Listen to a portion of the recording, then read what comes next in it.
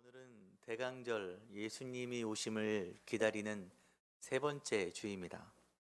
우리가 계속 그래서 예수님이 어떤 분인가에 대한 이야기를 계속 하고 있고, 오늘 베드로서를 통해서 예수님에 대해서 좀 더 알아볼 텐데, 예수님에 대한 여러 가지 표현들이 있는데 베드로가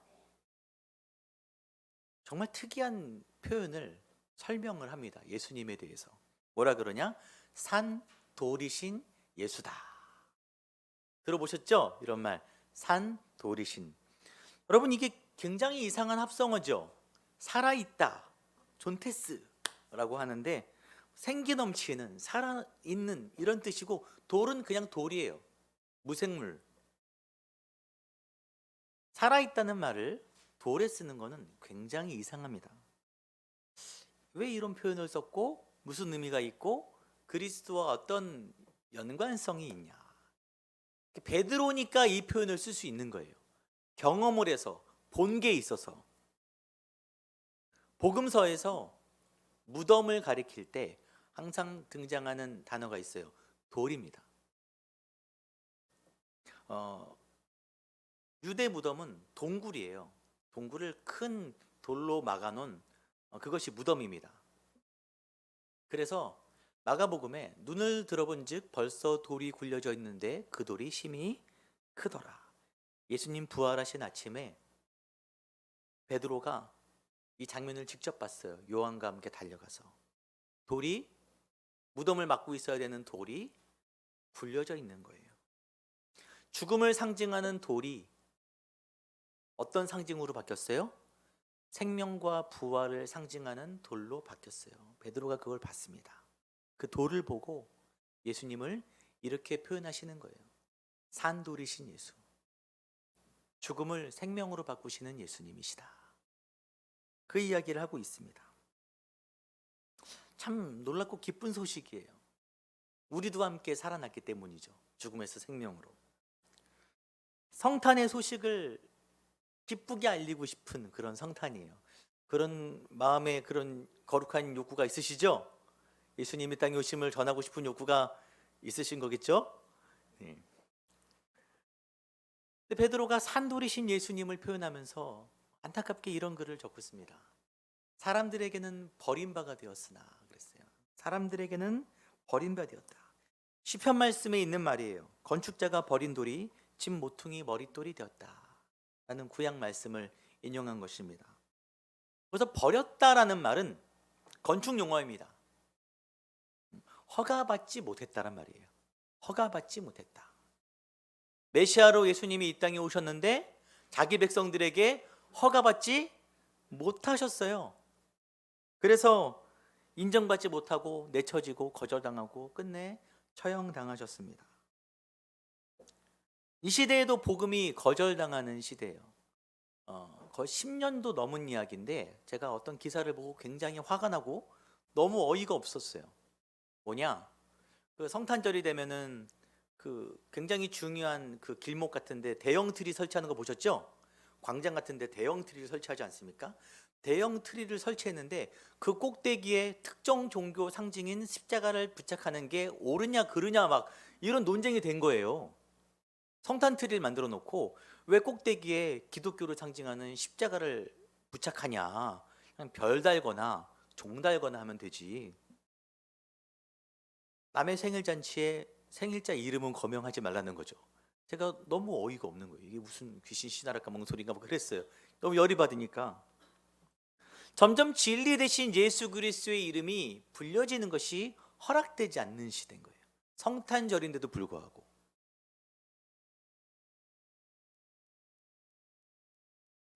베드로가 또 왜 이런 얘기를 하냐면은 베드로서 당시에 백성들이 박해받고 있었기 때문이에요. 로마로부터 허가받지 못했어요. 예수 믿는 자들이 세상에서 허가받지 못하고 숨어 살고 쫓겨다니고 고개를 숙이고 살고 말을 못하고 살고 눈을 깔고 살고 그런 시대였어요. 버려진 것 같은 세상에서 고군분투하는 성도들에게 이 메시지가 위로가 되는 거예요. 예수님도 그런 아픔을 당하신 분이다. 네가 뭘 잘못해서 그렇게 된 게 아니라 예수의 길을 따라가는 것이 원래 그렇게 어렵다. 세상으로부터 허가받지 못하는 길이다. 라고 위로의 메시지를 던지는 것입니다. 지금은 좀 덜 그런데 앞으로 10년 후에 어떻게 될지 상상이 안 가죠. 우리 다음 세대 자녀들이 교회에 몸담고 신앙생활을 주도적으로 해나갈 때 세상이 얼마나 배타적이 될지는 정말 알 수 없는 거예요. 8절에 베드로는 그 예수를 믿지 않는 자들, 거절하는 자들에 대한 이야기를 한번 언급합니다. 잠깐 나눌 텐데 부딪히는 돌과 걸려 넘어지는 바위가 되었다 하였느니라. 복음이 예수 그리스도의 이름이 믿지 않는 자들에게는 부딪히는 돌과 걸려 넘어지게 하는 바위가 되는 거예요. 그들이 패망하게 되는 것입니다. 그리고 그들을 이렇게 정하셨다. 굉장히 참 무서운 말씀이에요. 유기이거든요. 그들을 그냥 그렇게 내버려 두시기로 정하시는 거예요. 그래서 복음의 진리를 거부하고 주의 말씀을 받아들이지 않고 떠나는 자들에 대해서 또한 공격하는 자들에 대해서 화가 나기도 하지만 사실 안타깝고 불쌍한 겁니다. 그들 스스로 자력으로 죽게 돌아올 수 있는 길이 없어요. 없어요. 하지만 우리는 그들을 포기치 않아야 되겠죠. 또한 이런 상황에서 나를 택해 주신 주님께 너무 감사할 따름이에요. 나를 택해 주신 주님께. 7절에 보니까 사람들은 거절한 돌이지만 너희에게는 보배다. 보배다. 쓸모없다고 판단된 돌이 누군가에게는 하나님께는 모퉁이 돌, 건축자의 건축의 기둥이 되는 돌이 되는 거예요. 어떤 물건을 똑같이 봐도 사람들이 다 가치를 다르게 매기죠. 여자분들이 가방을 좋아하시죠? 다 그러신 건 아니지만 가방을 좋아하시지 않습니까? 그 백화점 같은 데 가면은 가방들이 쫙 놓여 있잖아요. 제가 보기에는 다 그 가방이 그 가방 같은데 어떤 거는 막 500만 원, 어떤 거는 몇십만 원에서 뭐 몇백만 원까지 똑같아 보이거든요. 그 제가 예전에 수석에 관심이 잠깐 생겨서 수석의 아름다움에 심취한 게 아니라 수석의 가격에 심취해 갖고 뭐 억 원에 팔린다니까 제가 눈이 뒤집혀갖고 강만 놀러 가면은 다리를 걷고서 강을 헤집고 다니는 거예요. 물살이 센데 이쁜 수석 있다 그래갖고 찾는데 뭐가 좋은지를 알아야지 찾죠. 예, 이거 돌 들었는데 이게 비싼 건지 안 비싼 건지 가늠할 수가 없어요. 아마 제가 들었다 버린 돌 중에 수억 원짜리가 있을 수도 있는데요. 예. 수석도 가치를 아는 사람이 발견하고 가치를 아는 사람들이 파는 거죠. 복음도 아무나 그 가치를 알아볼 수 있는 건 아니에요. 어떻게 해야 그냥 돌이 부활의 산돌로 보입니까? 성령께서 도와주셔야 돼요. 여러분 성령께서 도와주셨기 때문에 여러분이 그 가치를 알아보고 이 자리에 지금 앉아있죠? 너무 감사한 거예요. 너무 감사한 거예요. 다른 이들도 이 가치를 알아보게 해달라고 기도해야 됩니다. 이제 베드로가 계속 이야기를 하는데 이 시대가 위기의 시대이기 때문에 건축에 관한 얘기를 지금 하고 있잖아요. 예수를 돌로 비유하면서 건축에 관한 얘기를 끌어들이면서 너희가 이 험한 세상을 어떻게 살아가야 될지에 대한 가이드를 제공해 줍니다. 같이 읽겠습니다. 너희도 산돌같이 신령한 집으로 세워지고 예수 그리스도로 말미암아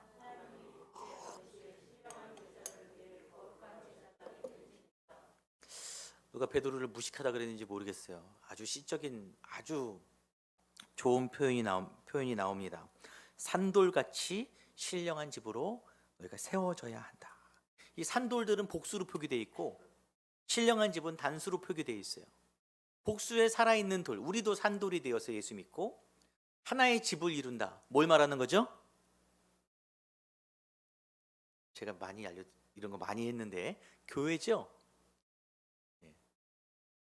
여러 산돌들이 하나의 집을, 제가 꼭 안 알려드리는 것처럼 이런 거 교회를 이야기합니다. 유럽에서 청교도들이 종교의 자유를 얻고 싶어서 아메리카 대륙으로 건너가죠. 초기에 참 그들도 고생을 많이 했어요. 이제 개척 시대에 곳곳마다 이제 마을을 만드는데 마을을 만들 때 그들이 한 가지 법을 제정했어요. 어떤 법을 제정했냐? 사람이 100명 이상 모이면 가장 먼저 교회를 짓는다. 두 번째가 학교를 짓는다. 그래서 100명 정도 모이면 자기 집을 짓기 전에 마을 한가운데 교회부터 짓기 시작합니다. 교회가 그들의 삶의 근간이 되고 우선순위가 되는 거예요. 여러분, 교회가 왜 중요하냐?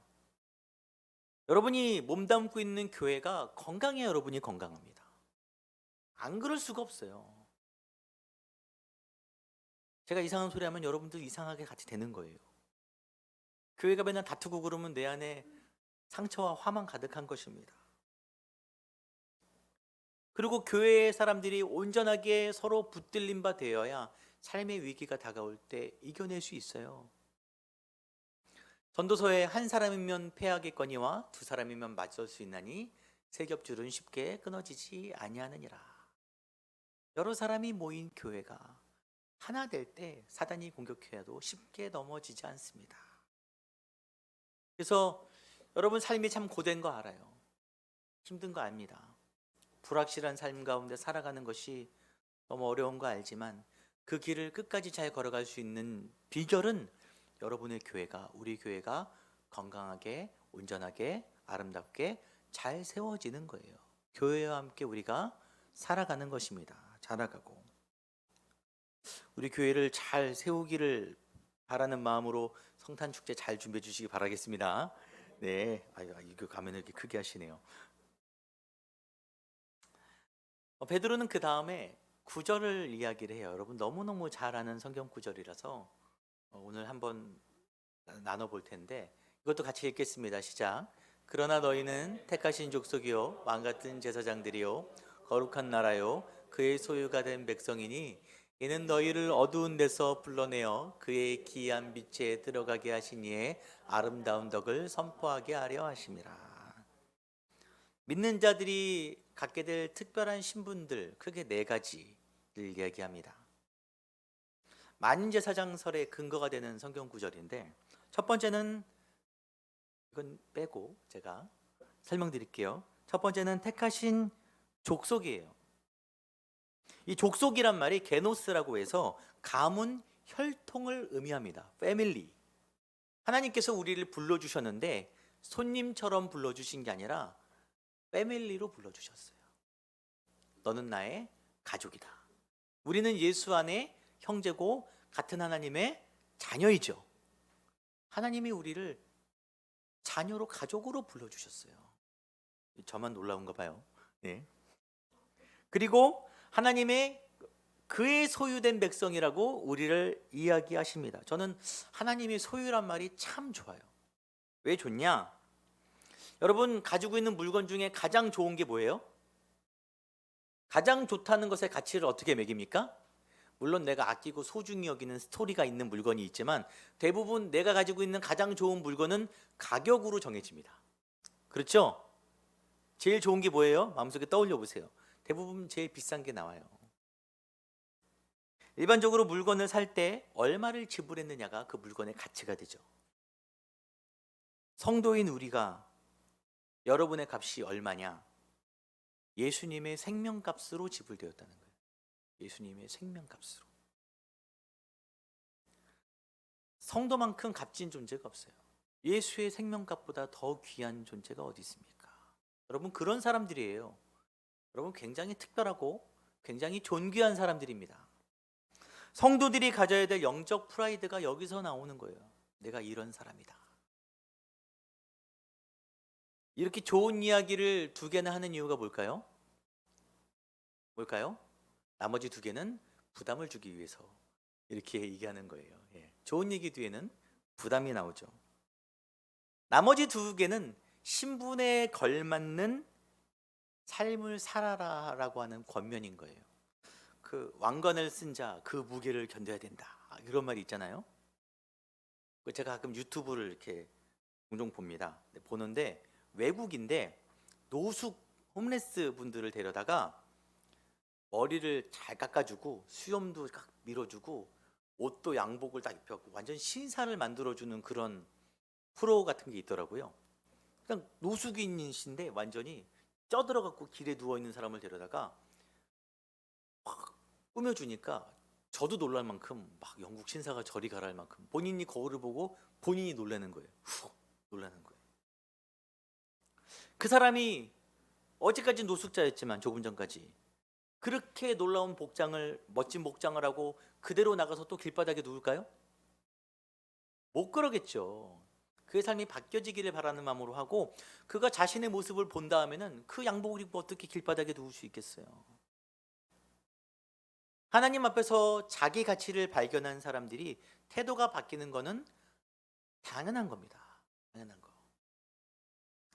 그래서 뭐라 그러냐, 베드로가 너희는 왕 같은 제사장이다. 왕 같은 제사장이다. 이거의 신학적 복잡한 얘기는 나중에 하고, 제사장은 대표, 백성들의 대표로 하나님께 제사를 드리는 사람이죠. 백성들이 거룩하신 하나님께 나아갈 수 없었기 때문에 제사장이 대표로 나아가서 제사를 드렸어요. 그 제사로 말미암아 하나님과 백성들이 연결되는 거죠. 그러니까 제사장은 그 한가운데 있는 사람이에요. 하나님과 백성들, 하나님과 사람들의 한가운데 있습니다. 여러분은 성도로 부름받았죠? 여러분은 여러분 주위의 다른 믿지 않는 자들과 하나님을 연결해 주는 제사장의 역할로 여러분이 좋든 싫든 부름받았어요. 여러분은 지금 그 포지션에 위치해 있습니다. 그렇기 때문에 마지막으로 베드로가 이런 권면을 하는 거예요. 너희는 거룩한 나라다. 거룩한 나라다. 제사장에게 가장 필요한 덕목이 뭐냐? 거룩이에요. 하나님이 거룩하시기 때문에 제사장은 거룩해야 됩니다. 성경 속에서 우리에게 끊임없이 요구하시는 게 거룩인 거예요. 구별되어지는 것, 믿지 않는 이들과 뭔가는 다른 것. 이게 참 부담되는 이야기입니다. 제가 지난주에 청년들과 얘기를 하는데, 거룩은 완전히 다 바뀌는 건 아니다. 완전 다 바뀌면 얼마나 힘듭니까? 거룩은 10번 화내던 것 8, 9번으로 줄이면 거룩이다. 자주 거짓말하던 거 가끔 진실을 말할 수 있으면 거룩이다. 이렇게 얘기했어요. 제가 예전에 부교육자 때 교회 차가 있습니다. 교회 승합차 있잖아요. 승합차를 몰고 가면 가끔 이렇게 차가 긁힐 일이 있어요. 그날도 제가 교회 승합차를 몰고 나갔다가 차가 긁혔어요. 교회 차에는 그 블랙박스가 없었고 아무도 목격자가 없었고 저 혼자 탑승해 있고 내적 갈등이 시작되는 거예요. 이거를 말할까 말하지 말까. 그럴 수 있잖아요. 아주 솔직하게 말씀드리는 것입니다.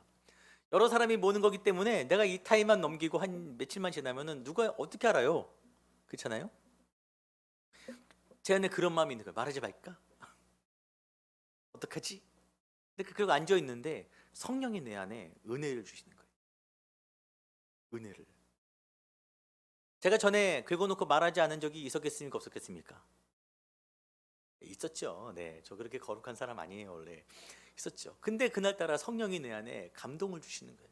그래서 그 교회로 가서 담임 목사님 방으로 가고 되게 해맑게, 목사님 제가 차를 긁었어요.